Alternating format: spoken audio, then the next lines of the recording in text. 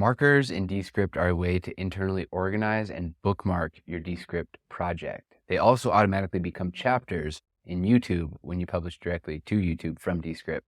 To add a marker to your project, simply find a place that you want to mark. Right here at the beginning of my project, I'm just going to put my cursor before the first scene and press the letter M.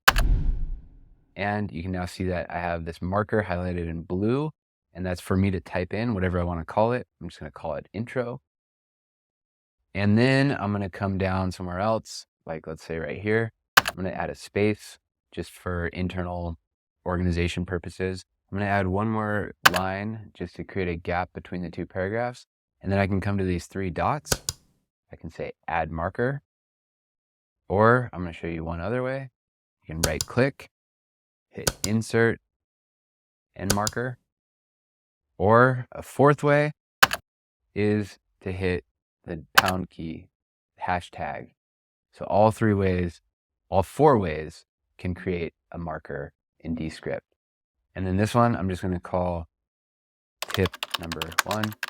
On the scene thumbnails, I have my intro, I have the two unnamed markers, and then I have tip number 1. And each time I click one, it scrolls to that spot in the project, as well as I can click this thing in the top right, the jump to marker button that looks like a table of contents icon.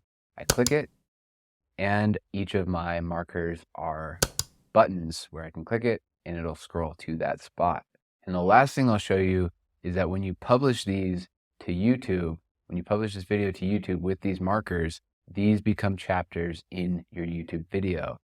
I'm not going to show you the whole process. I made a separate video about publishing to YouTube that you can watch, but I'm going to show you the end result. Our YouTube video is now live, and here's what it looks like. Those markers automatically became timestamps, which became these chapters. And it's not a very good demonstration because I had 3 markers in the exact same spot, so it just recognized it as one chapter. But you get the idea of how this looks and how this is a very convenient way of streamlining your publishing process.